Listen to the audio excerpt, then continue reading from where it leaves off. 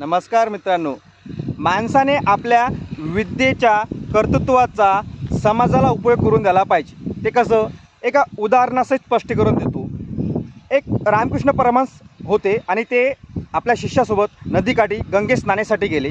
तिथे एक सत्पुरुष होते आणि सत्पुरुष असे होते की त्यांनी त्या नदीवर चादर पसरवली आणि या नदीवरून त्या काठावर गेले, म्हणजे नद पार केली आणि पुन्हा परतसुद्धा आली।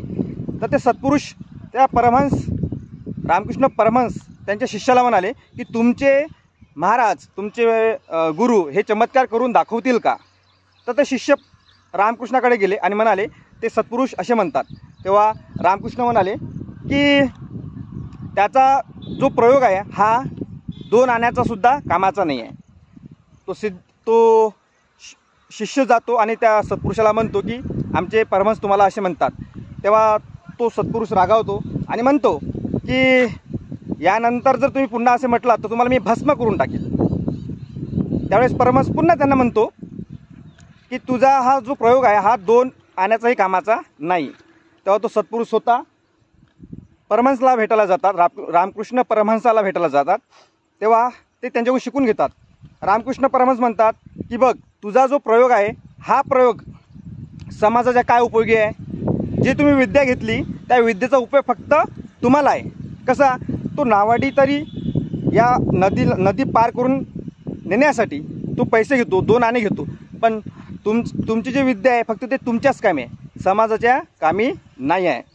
तर लक्षात घ्या की समाजामध्ये जे काही विद्यवान लोक आहेत त्या विद्यवान लोकांनी त्या विद्येच्या कर्तृत्वाचा समाजाला फायदा झाला पाहिजे असं वागलं पाहिजे। आपल्या समाजामध्ये भरपूर लोक आहेत, रतन टाटाजी त्यांच्याकडे पैसा आहे तर ते दरवर्षी दान देतात, है ना। म्हणजे ज्यांच्याकडे पैसा आहे त्यांनी पैसा दान द्यायचा, ज्यांच्याकडे विद्या आहे त्यांनी विद्या दान द्यायची। आज IIT IIM मधले बरेचसे मुलं लाखो रुपयाचे पॅकेज सोडून आज संत बनलेत, संन्यासी बनलेत आणि विद्या दान करत आहे। पुन्हा ज्यांच्याकडे वेळ आहे त्यांनी वेळ द्यायला पाहिजे, वेळ म्हणजे समाजसेवा करायला पाहिजे। मी सुद्धा गावासाठी रक्तदान शिबिरंसुद्धा केलेले आहेत। आजपर्यंत 250 लोकांनी रक्तदान दिलेलं आहे। गावासाठी अभ्यासिका ओपन केलेली आहे, त्यामध्ये आज आमच्या शाळेतील मुलं रोज तिथं शिकायला जातात। म्हणजे आपण समाजासाठी वेळ द्यायला पाहिजे। आपल्यापाशी जे आहे, तुम्ही पैसा असेल पैसा दान द्या, तुमच्याकडे वेळ असेल वेळ दान द्या, तुमच्याकडे नॉलेज असेल तर नॉलेज तुम्ही द्या आणि आपल्या विद्येच्या कर्तृत्वाचा समाजाला उपयोग होऊ द्या। मला हा व्हिडिओ कसा वाटला कमेंट करून सांगा। आवडला असेल तर लाईक करा, सबस्क्राईबसुद्धा करा आणि शेअर करा। आणि मला फॉलो करण्यासाठी तुम्ही माझ्या इंस्टाग्रामला फॉलो करा, इंस्टाग्राम ID ला फॉलो करा, फेसबुकला जॉईन व्हा आणि यूट्यूबला सबस्क्राईब करून ठेवा। माझा व्हिडिओ तुम्हाला नेहमी मिळत राहील आणि नवीन लर्निंगसोबत।